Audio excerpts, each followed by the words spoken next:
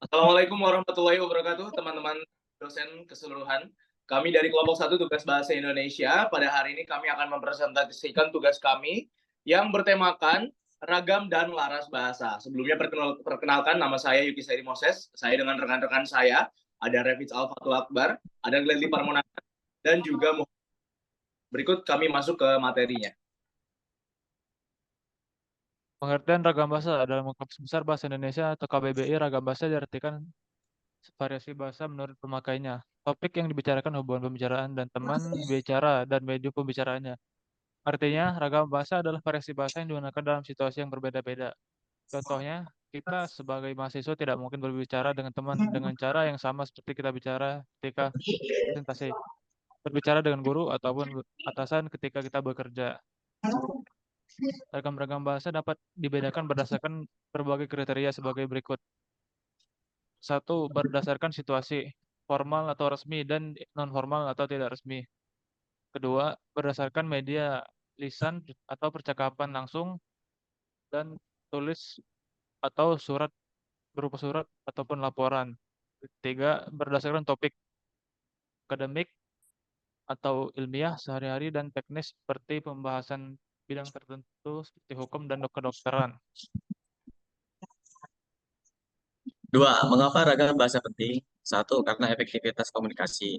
Pemilihan ragam bahasa yang tepat akan membuat pesan kita lebih mudah dipahami dan diterima oleh lawan bicara. 2. Kesopanan. Penggunaan ragam bahasa yang sesuai menunjukkan rasa hormat dan kesopanan kita terhadap lawan bicara. 3. Dalam profesionalitas. Dalam dunia kerja, penggunaan ragam bahasa yang tepat dapat meningkatkan kredibilitas kita. Pengertian laras bahasa. Laras bahasa adalah kesesuaian antara bahasa dan pemakainya. Maka dari itu, laras bahasa adalah bentuk bahasa yang digunakan untuk sesuatu tujuan atau pada konteks sosial tertentu. Contohnya, laras bahasa mengenal iklan, laras ilmiah, laras ilmiah populer, laras sastra yang masih dapat dibagi atas laras cerpen, laras puisi, laras novel, dan sebagainya.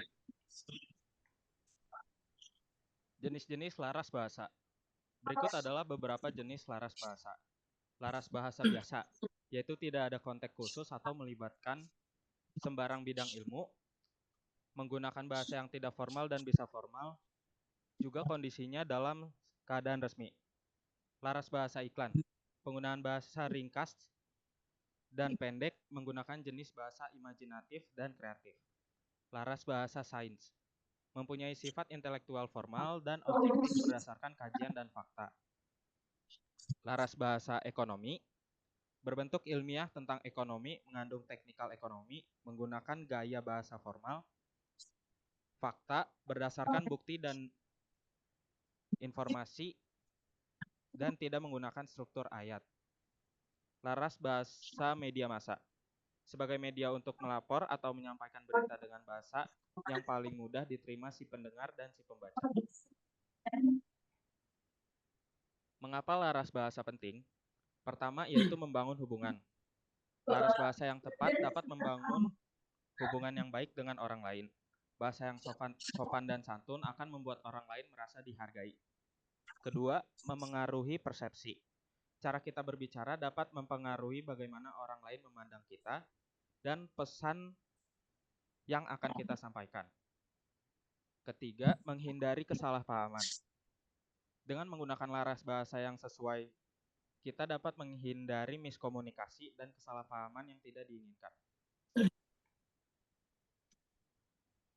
Nah, setelah itu kami akan tunjukkan beberapa contoh penggunaan ragam dan laras bahasa dalam kehidupan. Yang pertama ada ragam formal. Ini biasanya digunakan dalam situasi resmi seperti presentasi, pidato, atau surat dinas. Seperti yang sedang kami gunakan saat ini. Kami menggunakan bahasa formal sehingga pesan dapat mudah tersampaikan dan memiliki tingkat kehormatan yang paling tinggi di antara ragam yang lainnya. Lalu ada ragam non-formal. Ini biasanya digunakan dalam percakapan sehari-hari dengan teman ataupun keluarga. Contohnya, kamu udah makan atau belum? Kita nanti main yuk. Bagaimana kegiatan hari ini? Itu adalah contoh dari penggunaan ragam non-formal. Lalu ada ragam semi-formal. Ini biasanya digunakan dalam situasi yang tidak terlalu formal maupun informal, seperti rapat atau diskusi. Jadi biasanya untuk beberapa situasi ini menggunakan bahasa formal, tapi di beberapa situasi yang lain ini menggunakan bahasa non formal. Jadi ini 50-50 ya.